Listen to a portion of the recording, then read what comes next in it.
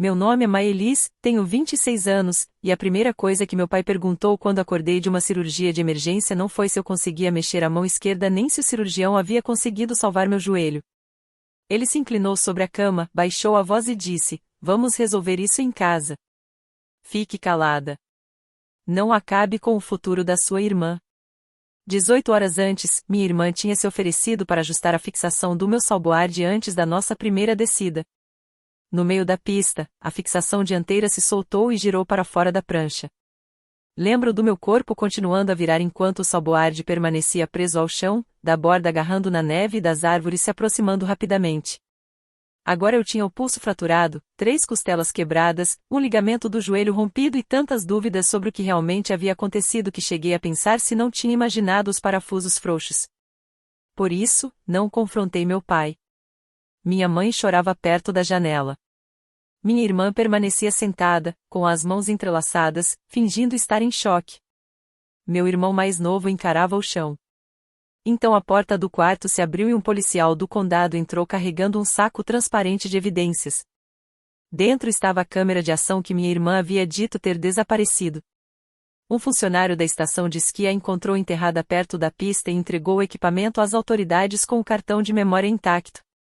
O policial explicou que a gravação começava alguns minutos antes da minha queda. Meus pais ficaram pálidos. Minha irmã mudou completamente de expressão antes mesmo de ele apertar o botão para reproduzir o vídeo. Pouco antes, ela insistia que eu provavelmente havia mexido na fixação de maneira errada. Agora, porém, segurou meu cobertor e sussurrou: "Maia, por favor. Você não pode deixar isso acabar comigo." Naquele instante, percebi que ela não estava me pedindo para perdoar uma simples brincadeira. Ela queria que eu ajudasse a esconder um crime. Mas, para entender por que ela mexeu na minha prancha, preciso voltar 36 horas no tempo, quando nossa família saiu de Denver rumo a Beaver Creek, no Vale de Waiu, para a tradicional viagem de esqui que fazíamos todos os anos. Minha irmã mais velha, Brooke Liz, tinha 29 anos e estava na metade de um MBA na Universidade de Denver. Meu pai, Robert, apresentava Brooke como nossa futura consultora de gestão sempre que tinha oportunidade, mesmo quando ninguém perguntava. Minha mãe, Linda, trabalhava com imóveis de luxo e transformava cada fim de semana em família em uma espécie de sessão de fotos para catálogo, casacos combinando, reservas cuidadosamente planejadas e fotografias sorridentes publicadas antes que alguém tivesse tempo de discutir. Meu irmão mais novo, Jake, tinha 22 anos, estava terminando o treinamento para atuar como socorrista e, a cada ano, demonstrava menos vontade de continuar interpretando o papel de palhaço inocente da família. Eu trabalhava como analista de operações em uma empresa regional de artigos para atividades ao ar livre e fazia aulas noturnas de MBA na Universidade do Colorado em Denver. Era competente, discreta e sempre disponível. Meus pais me procuravam quando uma planilha dava problema, um voo precisava ser alterado ou Brooke precisava de ajuda para deixar uma apresentação impecável. Até aquele inverno, nenhum deles havia me enxergado como uma ameaça ou concorrente. A mudança começou quando Brooke e eu chegamos à etapa final para a mesma bolsa de verão remunerada no Calder Peak Group, uma empresa de consultoria especializada em hotelaria que tinha apenas uma vaga disponível em Denver. Brooke contava com um programa acadêmico mais prestigiado, com contatos que meu pai havia construído ao longo dos anos, além da confiança de quem nunca tinha ouvido um não sem imediatamente tentar contestá-lo. Eu, por outro lado, tinha 5 anos de experiência real em operações e havia preparado um estudo de caso sobre como reduzir desperdícios em propriedades localizadas nas montanhas. Candidatei-me sem contar nada à minha família porque queria conquistar pelo menos uma coisa que não dependesse das conexões do meu pai. O recrutador ligou enquanto fazíamos o check-in no condomínio. Minha entrevista final seria na segunda-feira de manhã, justamente no dia seguinte à nossa última descida. Brooke ouviu parte da conversa e entendeu imediatamente o que estava acontecendo. Ela continuou sorrindo, mas seu olhar mudou. Era o mesmo olhar que eu havia visto 2 semanas antes, quando meu HD externo parou de funcionar misteriosamente na noite anterior ao prazo da minha candidatura.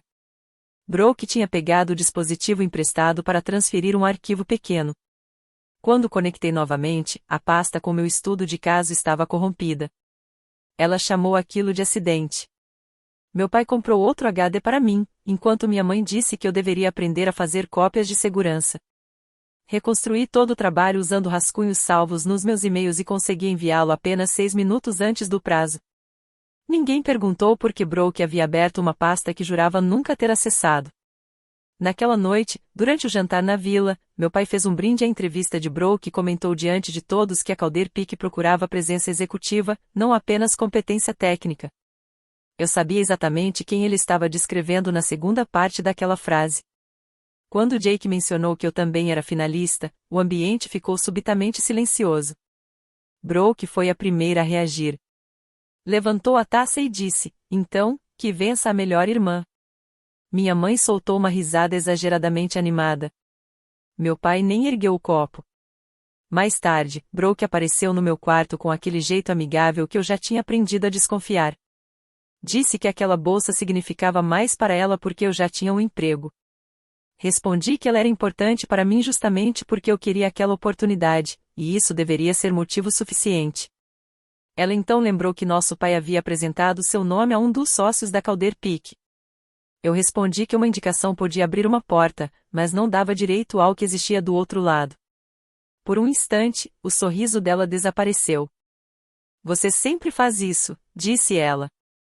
"Espera eu lutar por alguma coisa e depois transforma o fato de ser ignorada em uma vantagem especial." Quase ri.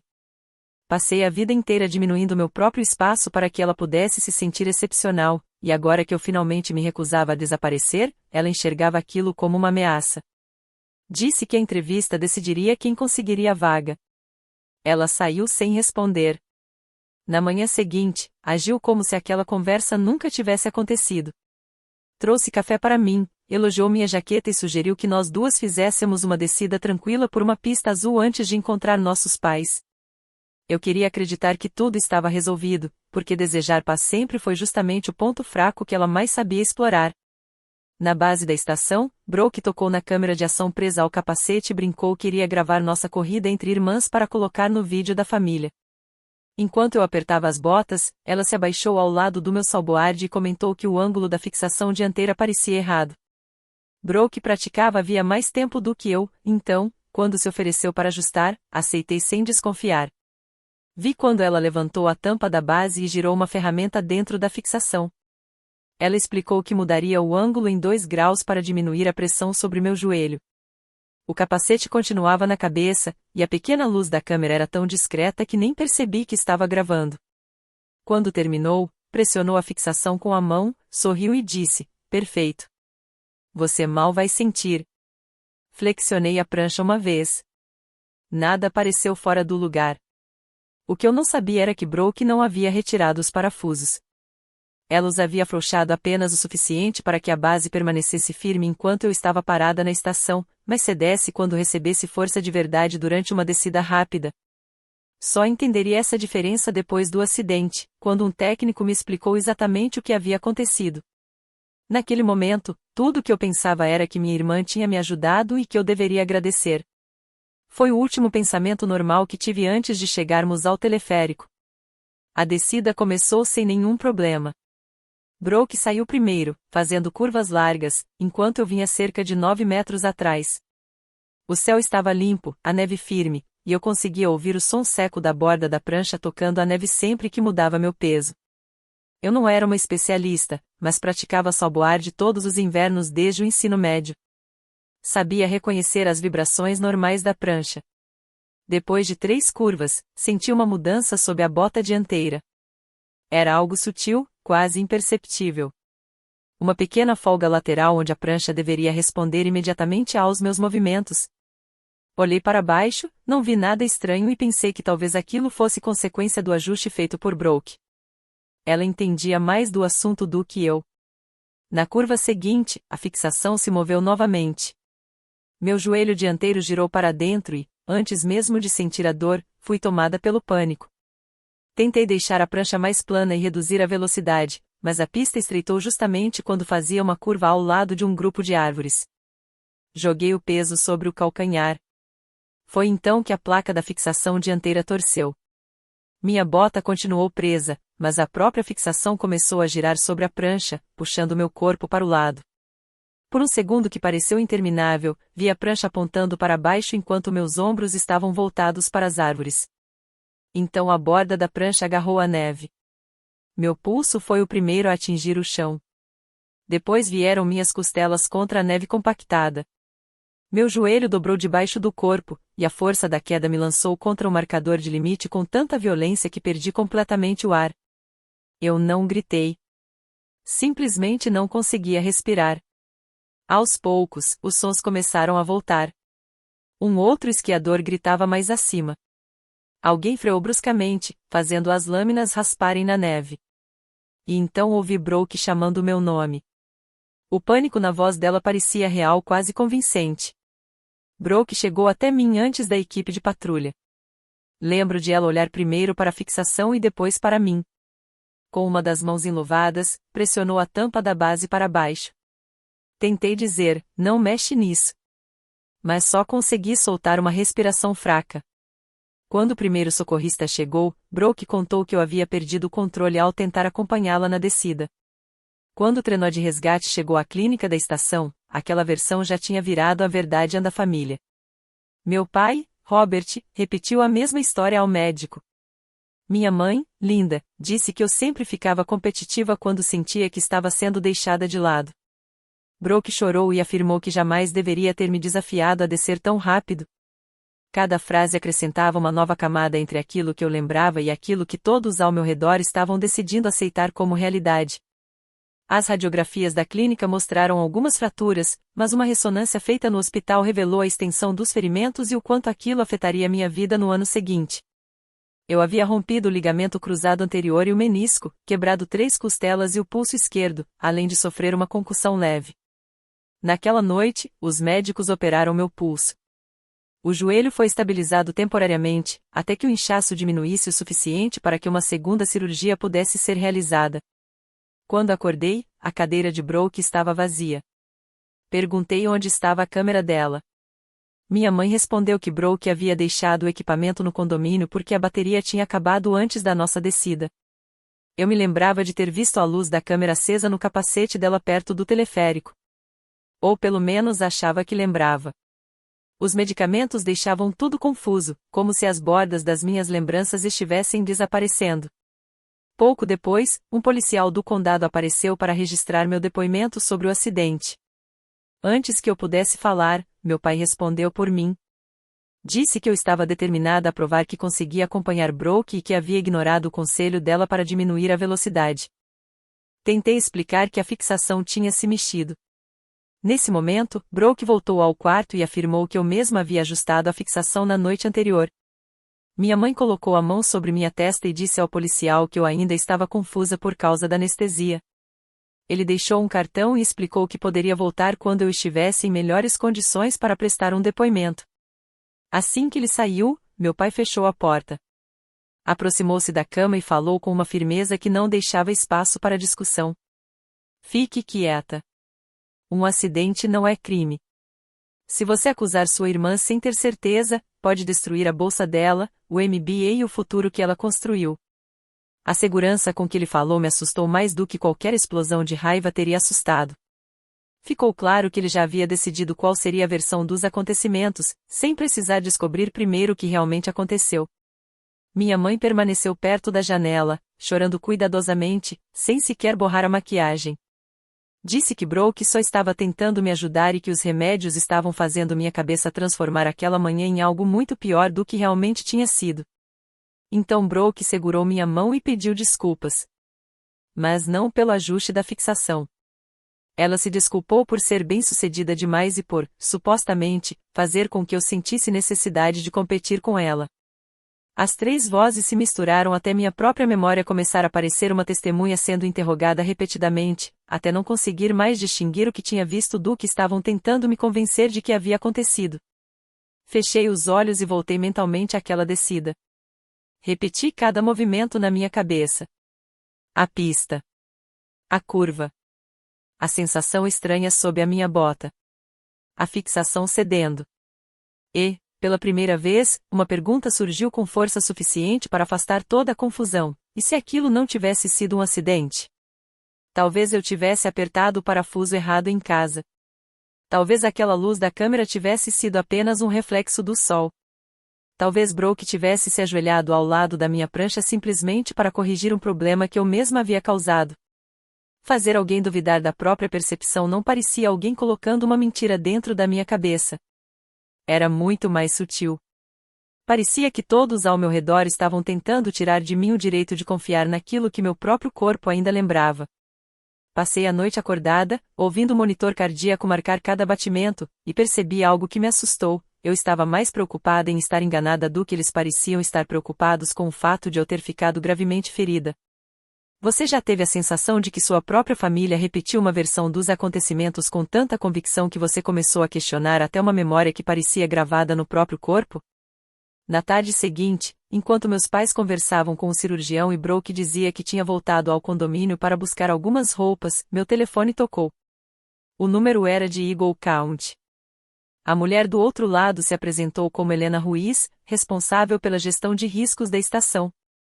Ela explicou que um funcionário da equipe de manutenção dos teleféricos havia encontrado uma câmera de ação parcialmente enterrada perto da lateral da pista onde eu havia recebido atendimento da patrulha. Como a câmera tinha um adesivo de objeto perdido com o número da reserva da nossa família, a segurança conseguiu relacioná-la ao relatório do acidente. Helena disse que o cartão de memória parecia intacto e que a equipe da estação havia entregado o equipamento diretamente ao escritório do xerife de Eagle County.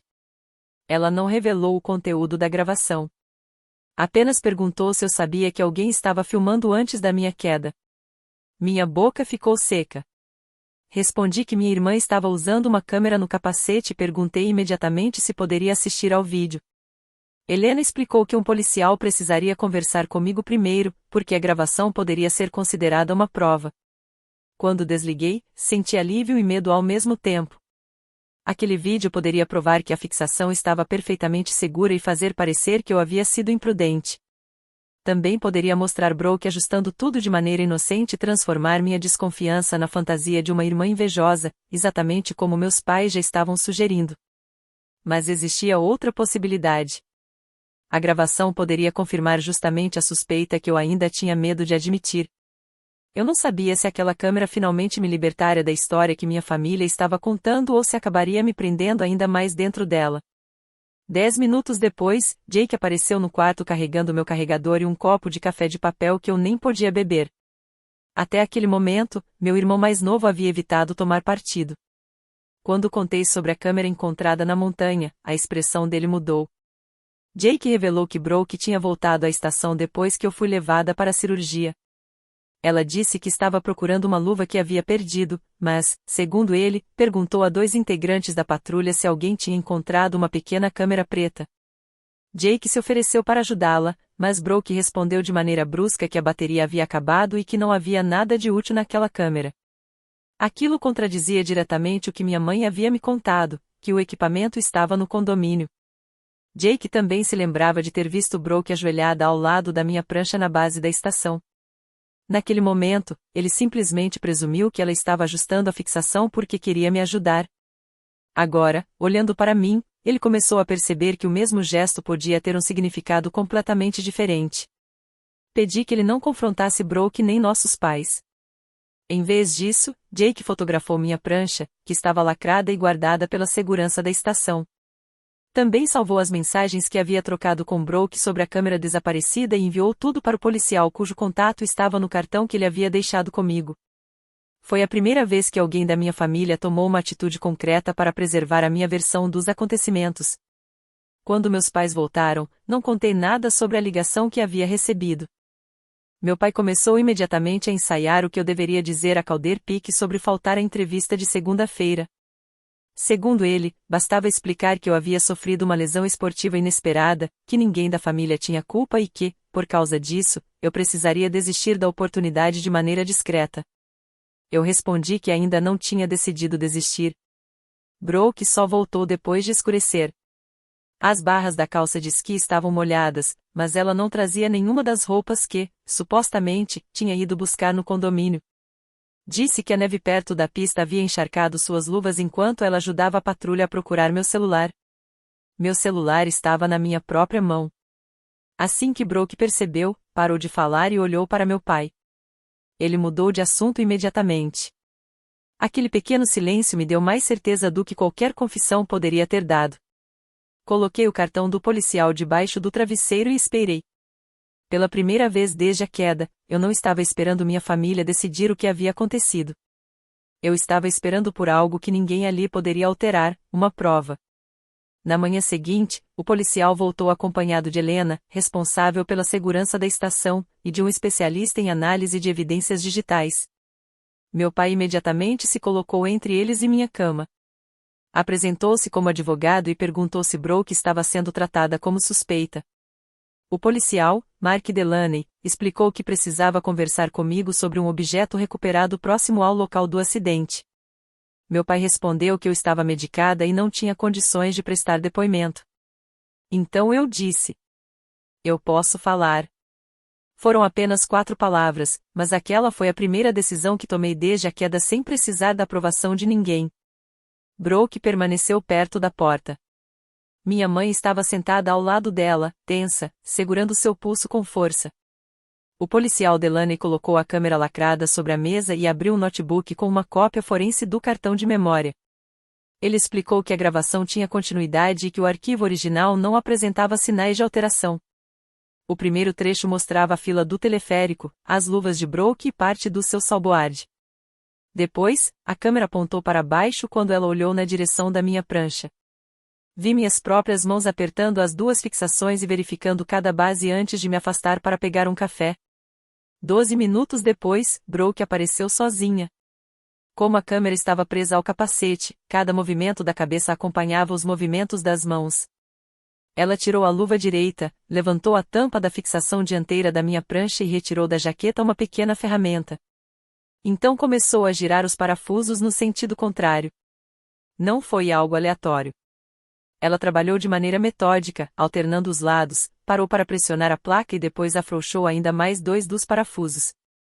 Recolocou a tampa e balançou a fixação até perceber que ela se movia. Um sorriso discreto apareceu em seu rosto. Então ela murmurou: "Quero ver como ela vai fazer aquela entrevista com uma perna só." Ninguém no quarto se mexeu. Na gravação, um funcionário da estação passou atrás dela. Brooke imediatamente fingiu estar apertando a tira da bota. Assim que ele se afastou, ela mexeu novamente na fixação e soltou um último parafuso. Só precisa falhar uma vez. A gravação continuou durante nossa subida no teleférico. Ouvi minha própria voz agradecendo pela ajuda. Depois ouvi Brooke responder: "É para isso que servem as irmãs." O arquivo seguinte começava logo depois da queda. Brooke corria na minha direção. Ela olhou para a base torcida da fixação e, antes que a equipe de patrulha chegasse, pressionou a tampa para esconder o movimento da peça. Pouco depois, a câmera se soltou do capacete e caiu na neve com a lente voltada para cima. O último áudio registrava Brooke perguntando a um dos patrulheiros se equipamentos soltos poderiam ser descartados porque poderiam atrapalhar a interpretação do acidente. A tela ficou preta. Brooke foi a primeira a falar. Era só uma brincadeira. Sua voz estava estranhamente neutra, como se dar aquele nome ao que havia feito pudesse diminuir a gravidade da situação. Ela explicou que só queria que eu perdesse uma entrevista. Disse que nunca teve intenção de machucar meu joelho. O policial Delaney perguntou por que ela havia escondido a câmera. Brooke respondeu que tinha entrado em pânico. Ele então perguntou por que ela havia voltado à estação para procurá-la depois de afirmar que a bateria estava descarregada. Ela ficou em silêncio. "Eu não lembro", respondeu por fim. Meu pai pegou o celular e anunciou que ligaria imediatamente para o advogado criminal da empresa. Delaney olhou para ele e explicou que ele poderia contratar um advogado para Brooke, mas não poderia orientar uma testemunha adulta nem interferir no meu depoimento. Meu pai insistiu que a família poderia resolver em particular todos os danos materiais e despesas médicas. O policial manteve a calma. Isso deixou de ser uma simples discussão familiar. A gravação mostra uma manipulação deliberada do equipamento, seguida de uma lesão corporal grave.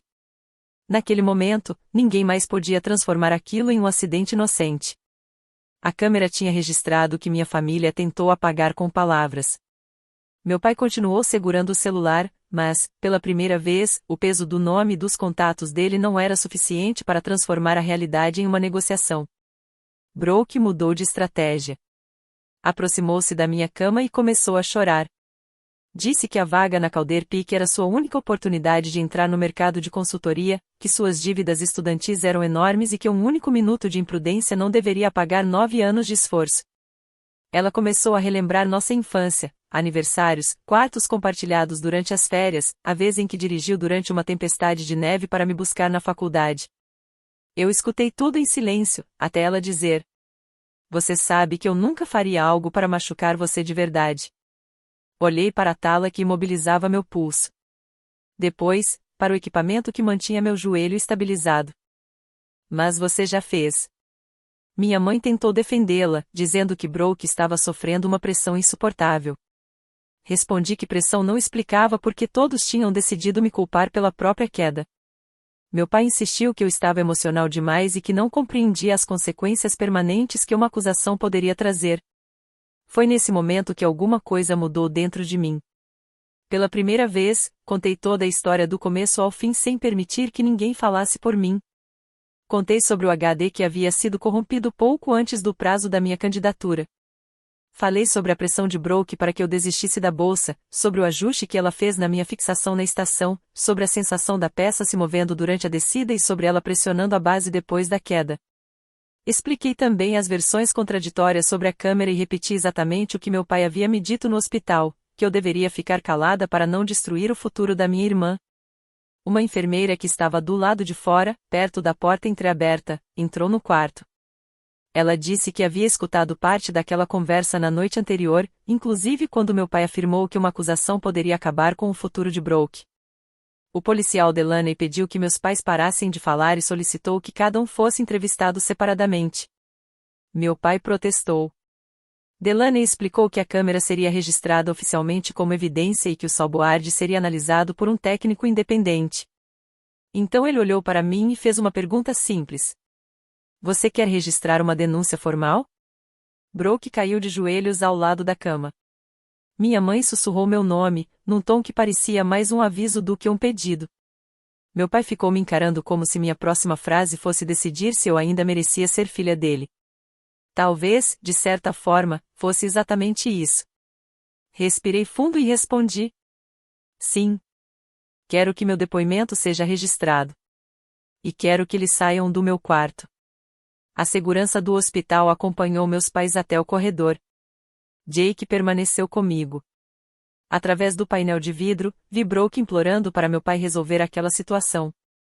Também vi um instante em que ele percebeu uma coisa que não podia mais ignorar: a principal testemunha contra ela era uma câmera que ela mesma havia ligado. A gravação revelou o que Brooke fez. Mas meu depoimento revelou algo ainda maior: todo o sistema familiar que havia sido construído para protegê-la das consequências. Foi ali que minha verdadeira virada começou. Não quando Brooke chorou, mas quando parei de confundir o medo que ela sentia das consequências com arrependimento pelo que tinha feito. O processo judicial durou 14 meses. Foi muito menos dramático do que o confronto naquele quarto de hospital, mas teve consequências muito mais profundas para a vida que Brooke havia planejado. Um especialista independente em fixações analisou a peça e encontrou marcas de ferramenta nos 4 parafusos dianteiros. O laudo concluiu que eles haviam sido afrouxados de maneira assimétrica, criando uma condição em que a fixação poderia girar quando submetida à força de uma curva. As imagens da estação também mostraram Brooke voltando à pista depois que foi levada para a cirurgia e procurando justamente nas proximidades da área onde o acidente havia acontecido. As mensagens que ela enviou a Jake comprovaram que ela havia mentido sobre a câmera. A enfermeira, por sua vez, registrou oficialmente a tentativa do meu pai de influenciar a versão que eu apresentaria às autoridades. A Calder Peak também preservou e-mails enviados por Brooke depois do acidente. Em algumas mensagens, ela perguntava se minha ausência faria com que a bolsa de Denver fosse automaticamente oferecida a ela. Esses e-mails tiveram um peso enorme porque estabeleciam uma ligação clara entre o que ela havia feito e a vantagem que esperava obter poucas horas depois de eu ter sido ferida. O advogado de Brooke tentou inicialmente argumentar que ela só queria me assustar e nunca pretendeu provocar uma lesão tão grave. A resposta da promotoria foi direta: ela havia adulterado deliberadamente um equipamento de segurança em uma montanha, me colocado em uma descida e ainda dito que bastava aquilo falhar uma única vez. Diante da gravação, do laudo técnico e da possibilidade concreta de enfrentar um julgamento, Brooke decidiu se declarar culpada pelas acusações de agressão criminosa em segundo grau e tentativa de adulteração de evidências. Durante a sentença, ela preparou um pedido de desculpas que começou falando sobre seu estresse, suas dívidas estudantis e a pressão dos nossos pais. O juiz a interrompeu. Disse que nenhuma dessas circunstâncias havia colocado uma ferramenta nas mãos dela. Eu não pedi a pena máxima. Pedi apenas que o tribunal não tratasse uma violência planejada como se fosse uma simples briga entre irmãs. Brooke recebeu uma pena de 4 anos, com possibilidade de liberdade supervisionada depois de cumprir a parte de reclusão prevista no acordo, além da obrigação de ressarcir despesas médicas que o seguro não cobriu. Ela cumpriu 20 meses antes de passar para um programa de reintegração com supervisão rigorosa. A condenação criminal permaneceu registrada publicamente. A universidade a suspendeu assim que as acusações foram apresentadas e a expulsou depois que ela se declarou culpada. A Calder Peak retirou tanto a candidatura dela quanto a indicação feita pelo meu pai de seus registros. Mais tarde, 2 empresas de consultoria desistiram de contratá-la depois de realizarem verificações de antecedentes. No segundo ano, Brooke trabalhava no turno da noite em uma lavanderia industrial que prestava serviços para hotéis de Denver. Parte de cada salário era destinada ao pagamento da restituição. Não havia absolutamente nada de vergonhoso em fazer um trabalho honesto e pesado. O que Brooke perdeu foi a vida cuidadosamente planejada que acreditava ter direito de possuir, mesmo que para isso precisasse me ferir. Agora ela precisava acordar todas as noites e reconstruir o próprio caminho sem o currículo impecável, os contatos privilegiados e a proteção familiar que, durante tanto tempo, ela havia tratado como mais importantes do que a minha segurança. Meus pais também não conseguiram simplesmente escapar alegando que estavam assustados. O promotor apresentou uma acusação contra meu pai por tentativa de manipulação de testemunha, apoiada pelo depoimento da enfermeira, pela minha declaração e pelas mensagens que ele havia enviado a Jake, tentando convencê-lo a sustentar a versão de que tudo não passará de um acidente. Ele evitou a prisão por meio de um acordo que incluía serviços comunitários e liberdade supervisionada. Mesmo assim, a condenação provocou uma investigação pelo órgão responsável pela regulamentação dos advogados no Colorado. O escritório onde trabalhava o afastou depois que vários clientes empresariais exigiram que seus casos fossem transferidos para outros advogados. Meu pai acabou deixando a sociedade antes que os próprios sócios pudessem votar pela sua saída. Pouco tempo depois, sua licença profissional foi suspensa por 1 ano e 1 dia.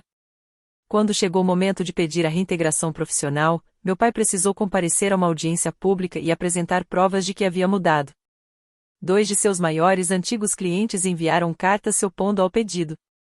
O homem que havia me avisado para não destruir o futuro de Brooke acabou destruindo a própria credibilidade com uma ordem sussurrada e uma sequência de mensagens tentando controlar a situação. Minha mãe não tinha visto Brooke afrouxar os parafusos, mas sabia que a versão contada pela família era falsa. Mesmo assim, repetiu a história, disse que eu estava confusa e afirmou ao primeiro policial que eu mesma havia mexido na fixação. Ela acabou assumindo responsabilidade por fornecer informações falsas e entrou em um acordo de desvio processual relacionado a uma acusação de obstrução. A imobiliária onde trabalhava encerrou o contrato com base na cláusula de ética. Em apenas uma semana, 7 clientes retiraram imóveis de alto valor que estavam sob sua responsabilidade. O conselho da instituição beneficente que ela presidia também pediu sua renúncia. A imagem impecável que minha mãe havia construído durante 2 décadas começou a desmoronar muito mais rápido do que qualquer sentença criminal poderia ter feito. As despesas jurídicas e a parte do meu tratamento que o seguro não cobriu consumiram grande parte das economias da família. Eles acabaram vendendo o condomínio no Vale de Vail, o mesmo lugar que havia servido de cenário para tantas fotos perfeitas da nossa família ao longo dos anos. O dinheiro foi usado para custear a defesa de Brooke, meu acordo civil e parte da restituição determinada pelo tribunal. Meu pai chamou a venda de extorsão. Eu enxerguei de outra forma. Pela primeira vez, o dinheiro da família estava sendo usado para reparar as consequências de algo que tinham feito, em vez de esconder o problema. Jake saiu de casa 3 semanas depois que o vídeo veio à tona. Meus pais exigiram que ele retirasse as mensagens que havia enviado às autoridades e dissesse que o sofrimento causado pelo acidente tinha confundido sua memória. Ele se recusou. Durante 11 meses, cortou contato com eles e ficou hospedado na casa da família de um colega do curso de emergência médica. A decisão custou a ele o apoio financeiro que recebia para estudar. Então Jake começou a trabalhar em turnos noturnos em uma ambulância e terminou sua certificação com a ajuda de uma bolsa do condado. Ver meu irmão abrir mão da própria segurança financeira simplesmente por contar a verdade me fez entender algo que eu não havia percebido antes. Aquele encobrimento nunca tinha sido realmente sobre proteger a família. Era sobre recompensar quem obedecia. Eu também tive que lidar com as consequências. 2 cirurgias não fizeram meu joelho voltar ao normal de um dia para o outro. Passei meses saindo da cadeira de rodas para as muletas e, depois, das muletas para uma joelheira. À noite, às vezes acordava de sonhos em que minha fixação se soltava e ninguém acreditava no que eu dizia. A Calder Peak se ofereceu para adiar minha entrevista final, mas quase recusei. Toda vez que alguém mencionava aquela bolsa, parecia que Brooke voltava para dentro daquele quarto. Meu fisioterapeuta me fez uma pergunta que ficou na minha cabeça: desistir daquela oportunidade realmente me ajudaria a seguir em frente ou significaria deixar Brooke continuar decidindo o meu futuro? 6 semanas depois da segunda cirurgia, fiz a entrevista por vídeo no meu apartamento, com a joelheira aparecendo discretamente por baixo da mesa. Apresentei o estudo de caso que havia reconstruído depois que meu HD foi corrompido. Não mencionei Brooke. Não precisava. A Calder Peak me ofereceu a bolsa para Denver e, depois da minha formatura, transformou a oportunidade em uma vaga efetiva na área de estratégia de operações. Conseguir aquele emprego não fez minhas costelas cicatrizarem mais rápido, não devolveu imediatamente a força ao meu joelho e também não tornou todo o processo judicial menos doloroso. Mas me deu algo mais silencioso e, no fim, muito mais importante. A certeza de que eu podia aceitar uma oportunidade por mérito próprio sem pedir desculpas à pessoa que tentou tirá-la de mim. Meus pais tentaram chegar até mim por meio de parentes, apresentando cada consequência como se fosse uma punição que eu tivesse escolhido aplicar contra eles. Parei de tentar corrigi-los. Brooke escolheu pegar a ferramenta. Meu pai escolheu mandar que eu ficasse em silêncio. Minha mãe escolheu sustentar uma mentira. O tribunal, a universidade, os empregadores e os clientes deles apenas decidiram que não carregariam as consequências dessas escolhas no lugar deles. Com o tempo, entendi que vingança não significava acrescentar sofrimento à vida deles. Significava simplesmente deixar de ser a proteção que, durante anos, amortecia todas as consequências das decisões que tomavam. 3 anos depois do acidente, eu já conseguia caminhar sem a joelheira. O frio ainda deixava meu joelho rígido, e a cicatriz no pulso continuava bastante visível sob determinada iluminação. Permaneci na Calder Peak e comecei a desenvolver sistemas de segurança e protocolos de registro de incidentes para propriedades localizadas em regiões montanhosas. Jake se tornou paramédico e voltou a construir uma relação comigo muito antes de decidir falar novamente com nossos pais. Nós nunca fingimos que a ruptura familiar havia sido simples ou fácil. Apenas paramos de chamar desonestidade de paz. 11 meses depois da sentença, Brooke enviou sua primeira carta do programa de reintegração. Eu a devolvi sem abrir. No envelope, ela dizia esperar que eu estivesse pronta para ajudar nós duas a seguir em frente. 1 ano depois, ela tentou novamente, dessa vez por intermédio da minha terapeuta. A segunda carta era diferente. Brooke finalmente descreveu o que havia feito sem usar a pressão, a competição ou nossos pais como justificativa. Ela escreveu que queria me tirar daquela entrevista porque havia começado a acreditar que a oportunidade que eu tinha conseguido era algo que deveria pertencer a ela. Também admitiu que, depois da minha queda, sua primeira preocupação foi encontrar a câmera, antes mesmo de descobrir se eu estava consciente. Eu não a perdoei depois de ler aquilo. Mas aceitei receber um e-mail a cada 3 meses por meio de uma conta monitorada. Contato limitado não significava reconciliação. Era apenas um limite que eu poderia fechar imediatamente caso responsabilidade se transformasse novamente em autopiedade. Eu ainda não tinha qualquer relação presencial com Brooke e não prometi que isso algum dia mudaria. Meus pais quiseram organizar um encontro familiar depois que meu pai conseguiu recuperar uma licença profissional com restrições. O convite descrevia todo o caso como a tragédia que aconteceu com todos nós. Eu recusei. Um acontecimento não pesa da mesma maneira sobre quem teve o corpo quebrado e sobre aqueles que causaram o dano, tentaram escondê-lo e só perderam prestígio quando a verdade veio à tona. Naquele dia de ação de graças, não voltei para a casa menor dos meus pais em Denver. Preparei um jantar no meu apartamento para Jake, dois amigos que conheci durante a fisioterapia, Helena, da estação de esqui, e o colega de turma de Jake cuja família havia dado um lugar para ele morar quando saiu de casa. Ninguém organizou os convidados para uma fotografia perfeita. Ninguém me pediu para suavizar uma verdade para que outra pessoa pudesse se sentir bem-sucedida. Olhei ao redor daquela mesa e percebi que a câmera não havia me salvado por falar em meu lugar para sempre. Ela simplesmente me deu um momento impossível de contestar, tempo suficiente para que eu recuperasse a minha própria voz. Brooke perdeu o diploma, a carreira que imaginava ter pela frente, parte da liberdade e a certeza de que nossos pais conseguiriam apagar qualquer consequência.